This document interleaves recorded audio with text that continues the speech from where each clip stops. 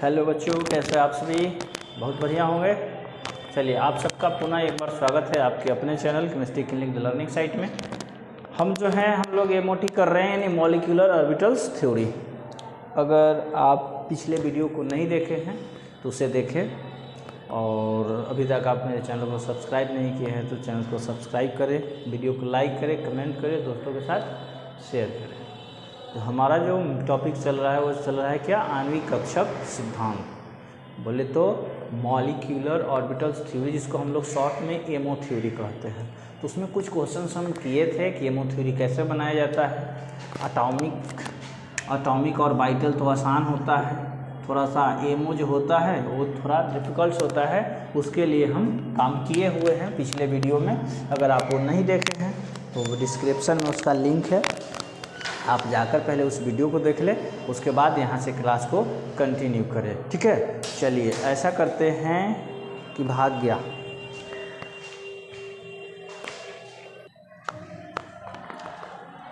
सबसे पहले जो है मॉलिक्यूलर और बाइटल के लिए एक हम लोग फार्मूला का फॉलो किए थे। तो वो फार्मूला ये था, bonding 1s, anti bonding 1s, bonding 2s, anti bonding, sorry ये बॉन्डिंग होगा, उसके बाद anti bonding, bonding 2px, bonding 2py, bonding 2pz, bond anti bonding 2px, anti bonding 2py, anti bonding 2pz, bonding 3s, anti bonding 3s। यहाँ तक था और यहाँ तक में हमारा काम हो जाता है। तो इसी से संबंधित जो है आज हम लोग कुछ अलग दो टॉपिक करने वाले हैं। फर्स्ट जो हमारा टॉपिक होगा आज का वो हो जाएगा हमारा बॉन्ड ऑर्डर। क्या हो जाएगा? बॉन्ड ऑर्डर, जिसको हिंदी में कहते हैं आबंध क्रम। आबंध क्रम बहुत आसान भाषा में समझेंगे इसको। आबंध क्रम को क्या होता है? आबंध क्रम पहले जान जाइए। किसी भी मान लीजिए जो दो परमाणु मिलकर अणु बनाते हैं, उसको बॉन्ड को ही बॉन्ड क्रम बॉन्ड ऑर्डर कहा जाता है। जैसे कि मान लीजिए कि ए नाइट्रोजन है तो N ट्रिपल बॉन्ड N बनाते हैं, यानी कि इसका बॉन्ड ऑर्डर 3 आना चाहिए। अगर 3 नहीं आ रहा है तो कहीं आप गलती किए हैं, या तो इनके कॉन्फ़िगरेशन को व्यवस्थित करने में या कहीं और। जैसे बात कर ले O2 का, तो O डबल बॉन्ड O होता है, यानी O2 जो मॉलिक्यूल्स होगा हमारा, उसका जो बॉन्ड ऑर्डर आना चाहिए वो 2 आना चाहिए। अगर 2 नहीं आ रहा है तो कहीं ना कहीं आप क्या किए हैं? मिस्टेक किए हुए हैं। तो इसके बराबर देखिए, बॉन्ड ऑर्डर बराबर जो हमारा फार्मूला होता है वो होता है NB माइनस NA, माइनस है इंटू मन समझिएगा, बाई 2। BO बराबर BO बोले तो बॉन्ड ऑर्डर बराबर हमारा फार्मूला क्या होता है? NB माइनस NA बाई 2, जहाँ जो हमारा NB है वो है नंबर ऑफ बॉन्डिंग इलेक्ट्रॉन्स, और जो Na हो गया हमारा वो हो गया number of anti bonding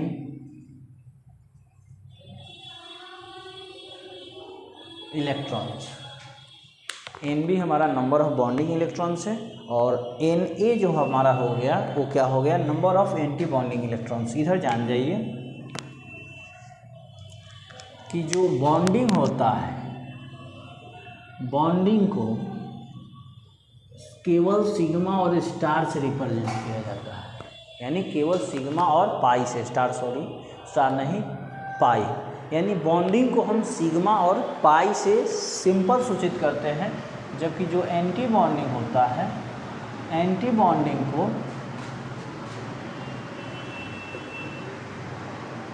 sigma star और पाई स्टार से सूचित किया जाता है। आप इस फार्मूला में देख रहे होंगे, ऊपर वाले आप फार्मूला में देख रहे होंगे जिसको हम फार्मूला बोले। अब दरअसल ये फार्मूला नहीं है, हम अपने समझने के लिए इसको फार्मूला बनाया है। प्रत्येक अणु के लिए इस तरह से जो होता है एमओ थ्योरी बनाया जाता है। और पिछले क्लास में बताए थे कि इस तरह से जो होते हैं बॉक्स तैयार किए जाते हैं, जिसको हम लोग कक्षक बोले तो कोई गलती नहीं करेंगे।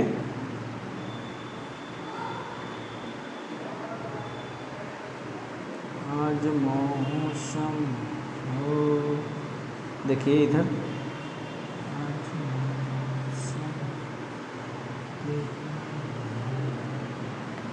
चलिए ए हमारा हो गया, यानी इस तरह से ए हो गया एस के लिए, पी के लिए इस तरह से 3 हो जाएंगे। और इस तरह से हमने पिछले क्लास में फिगर किए हुए हैं और वीडियो का क्लास किए हुए हैं।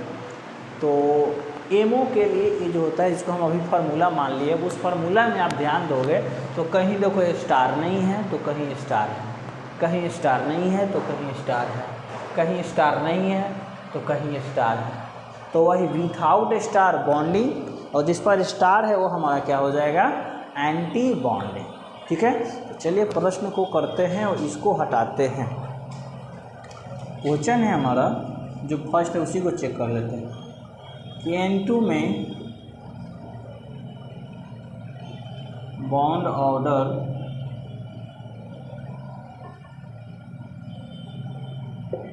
कितना है। जो डाई नाइट्रोजन है उसमें बॉन्ड ऑर्डर कितना है। हम एक शॉर्ट ट्रिक से हमको पता है, जो हम कोवैलेंट बॉन्ड में पढ़े हैं, कि नाइट्रोजन जो होते हैं अपने साथ 3 कोवैलेंट बॉन्ड बनाते हैं, यानी ट्रिपल बॉन्ड बनाते हैं। तो इसका जो होना चाहिए बॉन्ड ऑर्डर कितना आना चाहिए, 3 आना चाहिए। चलिए देखते हैं कि आता है कि नहीं। तू भी हट जा भाई, तू भी हट जा। सबसे पहले फार्मूला से इसका विन्यास कर लेते हैं। N2, एक N में होता है 7 एटम, यानी 7 इलेक्ट्रॉन, और 2 है तो 7 दूनी 14। हमें 14 का तो पहले इलेक्ट्रॉनिक कन्फिगरेशन करना है, यानी इस फार्मूला की सहायता से क्या हो जाएगा, bonding 1s2, anti bonding 1s2, bonding 2s2, anti bonding 2s2, bonding 2px2, bonding 2py2। I think अभी कंप्लीट नहीं हुआ है। 2, 2, 4, 2, 6, 2, 8, 2, 10 और 2, 12, बॉन्डिंग 2pz। यही है हमारा, यहाँ तक देख लीजिए, ध्यान दीजिए, यहाँ से लेकर यहाँ तक में इलेक्ट्रॉन को फिल किए हुए हैं। तो ये हमारा तैयार हो गया बनकर, bonding 2s2, anti bonding 2s2, bonding 2s2, anti bonding 2s2, bonding 2px2, bonding 2py2, bonding 2pz2। ये देखो एक्स वाई में जो होता है पाई बॉन्ड होता है, और जेड में जो होता है वो सिग्मा बॉन्ड होता है। अब ये सिग्मा और पाई हम आपको बता चुके हैं कि अगर मान लीजिए कि 2 p ऑर्बिटल्स जो होते हैं हेड ऑन या एक्सियल ओवरलैपिंग करते हैं तो सिग्मा बॉन्ड बनता है। ये बॉन्ड को क्या कहा जाता है, सिग्मा बॉन्ड। जबकि ये पैरेलल ओवरलैपिंग करते हैं इस तरह से, तो यहाँ जो बॉन्ड निर्मित होता है ये पाई बॉन्ड कहलाता है। और इसी को एक के लिए सिग्मा सिंपल और एक के लिए सिग्मा स्टार, एक के लिए पाई सिंपल और एक के लिए पाई स्टार कर रहे हैं, क्योंकि मॉलिक्यूलर में जो होते हैं थ्योरी में 2 मोल्स होते हैं। 2 मोल्स गलत कहना होगा, 2 एटम्स होते हैं। एक एटम को सिंपल के द्वारा जबकि दूसरे को पाई के द्वारा इंडिकेट करते हैं। हाथ गंदा हो रहा है, कुछ व्यवस्था है जी डस्ट करने के लिए? इधर सब कारपुर के कर दिया, सब कोई तो जाओ, क्या कांड किया है रे भाई तू सब। टीचर डे के बाद सब डस्ट के काम खत्म। हाँ देख लीजिए, तो आइए फार्मूला अप्लाई करते हैं हम लोग, किसका वाला, बॉन्ड ऑर्डर वाला। बॉन्ड ऑर्डर वाला फार्मूला होता है NB - Na/2। हमारा यही फार्मूला है बॉन्ड ऑर्डर का। आराम से देखेंगे और काउंट करेंगे। सॉरी वहाँ की, यहाँ ना, ये देखिए बॉन्डिंग है, क्योंकि बॉन्डिंग को देखिए इसके द्वारा इंडिकेट करते हैं। 2, 2, 4, 2, 6, 2, 8, 2, 10। एक बार पुनः जाओ, 2, 2, 4, 2, 6, 2, 8, 2, 10। तो ये हमारा हो जाएगा 10 माइनस एंटी बॉन्डिंग स्टार वाला। देखिए एक ये है और एक ये है, स्टार वाला एक हमारा यहाँ है और एक यहाँ और कहीं नहीं है। तो कितना 2 प्लस 2 कितना 4 ना बाई 2 यानी 6/2 कट के आ गया कितना। हम पहले ही बता चुके हैं कि N2 में जो हमारा बाउंड ऑर्डर होगा कितना होगा 3 होगा और वो हमारा 3 आ गया। अगर ध्यान दीजिए, अगर इस पर आप प्लस चार्ज माइनस चार्ज कुछ भी देते हैं, क्योंकि एक पूर्ण संख्या में है अणु का जो है बाउंड ऑर्डर, अगर इस पर आप कुछ भी संख्या देते हैं आयन बनाते हैं प्लस हो या फिर माइनस हो, तो फिर जो बाउंड ऑर्डर होगा एक फ्रैक्शन के रूप में आएगा। तो 3/2 आ सकता है, 5/2 आ सकता है, 7/2 आ सकता है, एक फ्रैक्शन में आएगा, पूर्ण संख्या में नहीं आएगा। इस बात के लिए अवेयर रहिए, कोई दिक्कत नहीं। चलिए आगे बढ़ते हैं और देखते हैं प्रश्न को। इतना पहले आप नोट कीजिए, स्क्रीनशॉट कर लीजिए।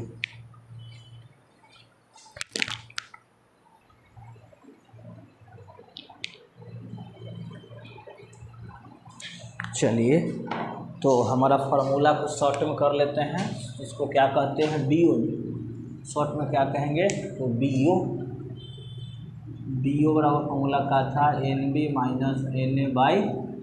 ध्यान रखेंगे इस बात को। चलिए अगला क्वेश्चन हम करते हैं O2 का आबंध क्रम कितना है। ठीक है, तो सबसे पहले कॉन्फ़िगरेशन यानी एमओ थ्योरी के अनुसार इसको लिख दीजिए। O2 एक ऑक्सीजन में देखो 8 इलेक्ट्रॉन तो 2 है ना, तो 8 आठ कितना 16, यानी हमको 16 तक का लिखना है। बॉन्डिंग 1s2, एंटी बॉन्डिंग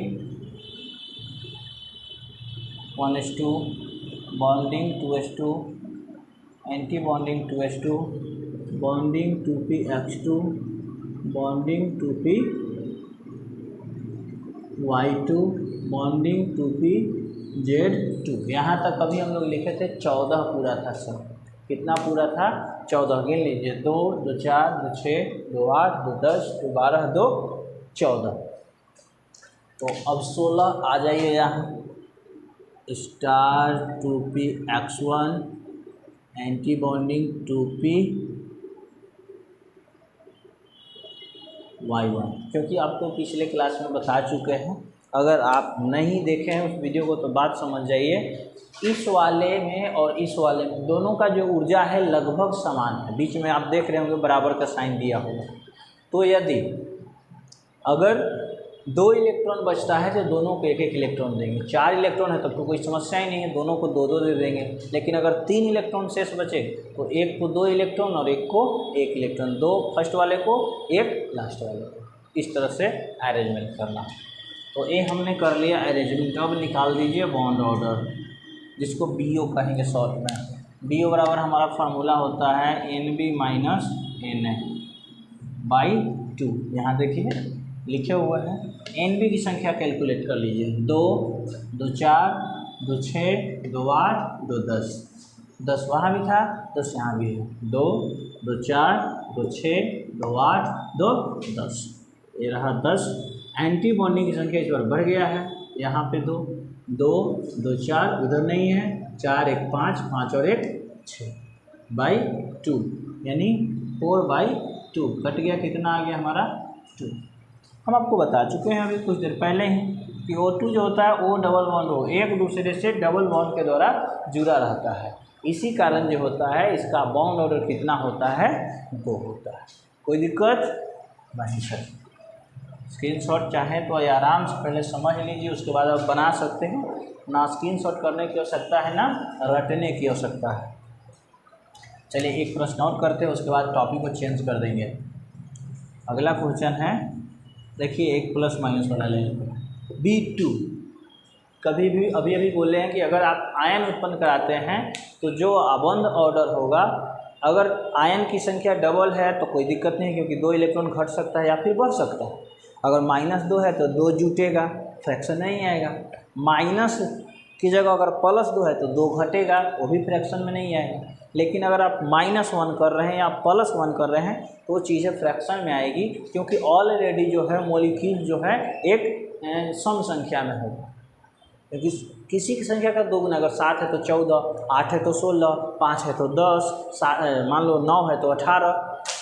इस तरह से इलेक्ट्रॉन तो ऑलरेडी जो है एमओ थ्योरी में पेयर में होंगे। अगर आप चार्ज 1 2 कर रहे हैं, 2 कर रहे हो तो दिक्कत नहीं है, 1 कर रहे हो तो फ्रैक्शन में आएगा। जैसे ये देख लेते हैं हम लोग एग्जाम्पल, P2- का बॉन्ड ऑर्डर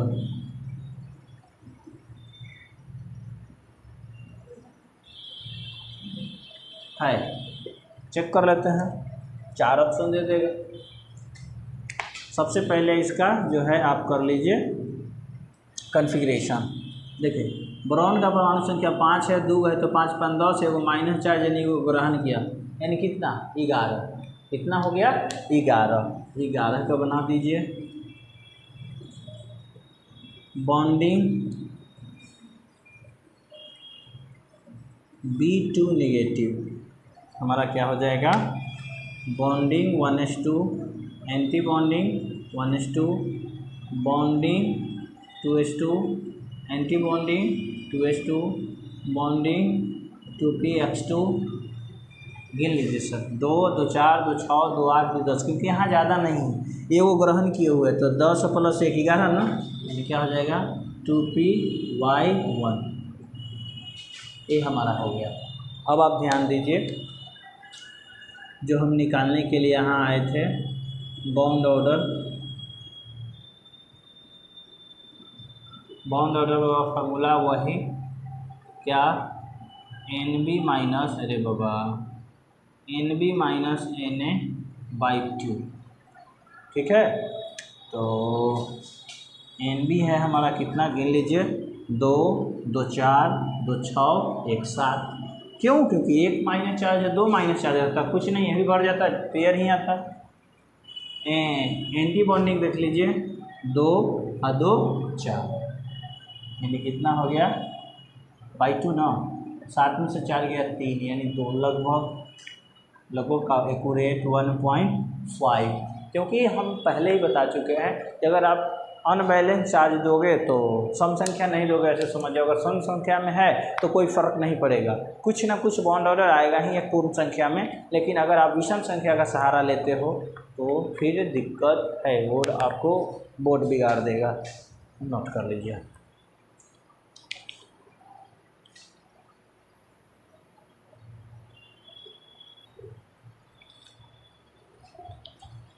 चलिए टॉपिक को बदलते हैं, और अगला जो टॉपिक है हमारा इसी से संबंधित है, इसका नाम है स्टेबिलिटी, यानी अस्थायित्व।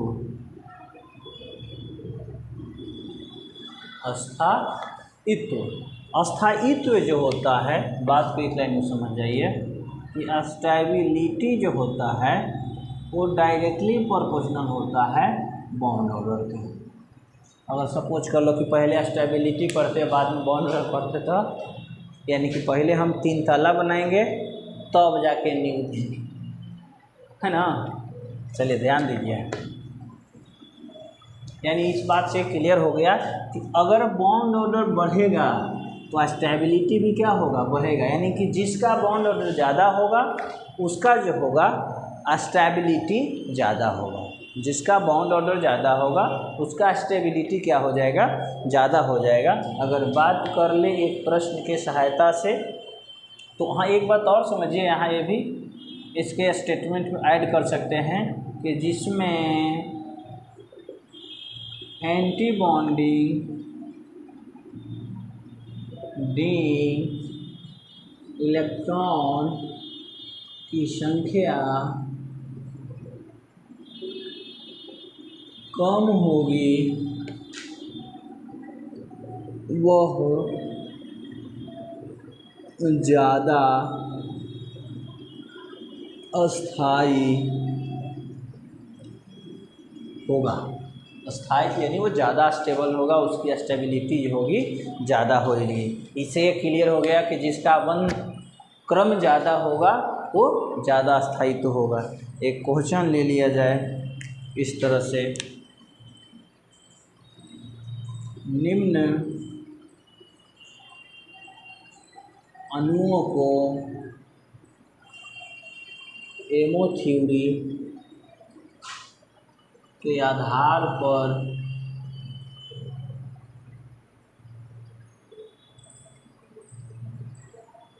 स्टेबिलिटी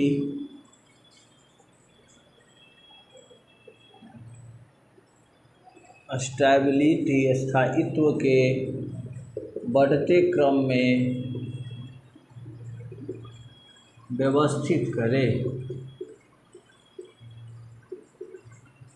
ठीक है, चलिए वो है क्या, वो है हमारा O2 N2 एंड F2। तो आप इसको स्मार्ट तरीक़ा से कर सकते हो। अभी हम लोग पीछे बनाए हैं कि जो हमारा N2 है उसका बॉन्ड ऑर्डर जो है, N2 का बॉन्ड ऑर्डर 3 है, N2 का बॉन्ड ऑर्डर 3 है। और O2 का अभी हम पीछे बनाए हैं, वीडियो आप पीछे जाकर देख सकते हैं कि O2 का जो बॉन्ड ऑर्डर आया था हमारा, वो आया था 2, N2 का आया था 3, O2 का आया था 2। अगर इन दो, तीसरा को छोड़ दो, F2 को पहले छोड़ दो, इन दोनों में कंपटीशन कराओ कि N2 और O2 में किसका जो होगा स्टेबिलिटी ज़्यादा होगा। हमने पढ़ा है कि जिसका बॉन्ड ऑर्डर ज़्यादा उसका स्टेबिलिटी ज़्यादा। इसमें जो है बॉन्ड ऑर्डर 3 है और इसमें भी जो है बॉन्ड ऑर्डर 2 है। तो अब कॉस्ट जो स्टेबिलिटी का क्रम होगा N2 more stable then O2 because number of bond order greater than N2। N2 का जो बॉन्ड ऑर्डर होगा, सॉरी स्थायित्व जो होगा स्टेबिलिटी, वो ऑक्सीजन के कंपैरिजन में ज़्यादा होगा। क्यों ज़्यादा होगा भाई? क्योंकि ऑक्सीजन का जो बॉन्ड ऑर्डर है वो सिर्फ 2 है, जबकि नाइट्रोजन है, जिसको हम लोग डाई नाइट्रोजन बोल सकते हैं, जो मॉलिक्यूल्स है, सो डाई नाइट्रोजन ही ठीक रहेगा। इसका जो आबंध क्रम है वो 3 है। हमारा कॉन्सेप्ट ये है कि स्टेबिलिटी कब बढ़ेगा? जब बॉन्ड ऑर्डर बढ़ेगा। तो 2 से तो 3 ज़्यादा ही है, तो 2 तो क्लियर हो गया। अभी F हम नहीं बताए हैं, तो F ऐसा करते हैं, बनाकर चेक कर लेते हैं और उसके बाद आसानी से अरेंज कर देंगे। एक काम कीजिए, आप पहले इसको नोट कर लीजिए। कर लिए? क्वेश्चन को करा देते हैं जल्दी से, तो समय बर्बाद नहीं। जो पढ़ चुके उसके लिए समय बर्बाद करने से क्या फ़ायदा? कुछ नहीं। ये हो गया, आपसे हटा देते हैं इसको। नोट कर लिए? चलिए देखिए, यहाँ लिख देते हैं आपका F2 का।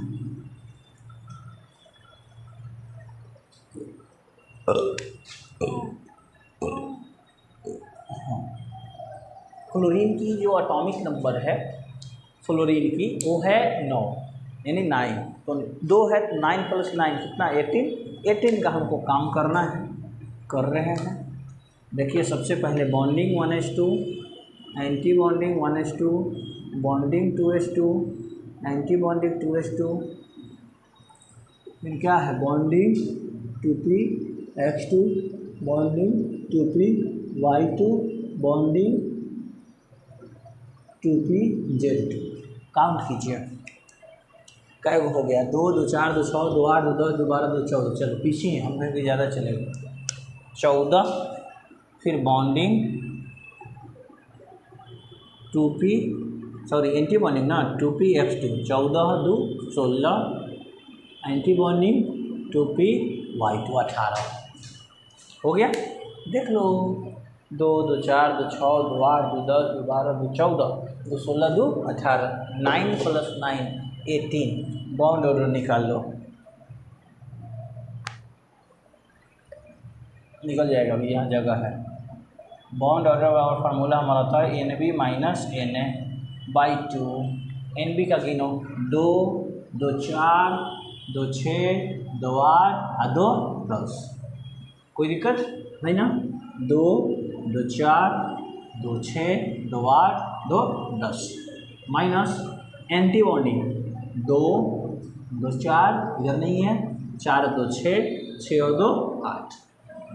8 कोई दिक्कत नहीं, 8 का 8 बाव 10 लेस 8 2 एच का कितना हुआ भाई? आ गया, ध्यान दे दीजिएगा।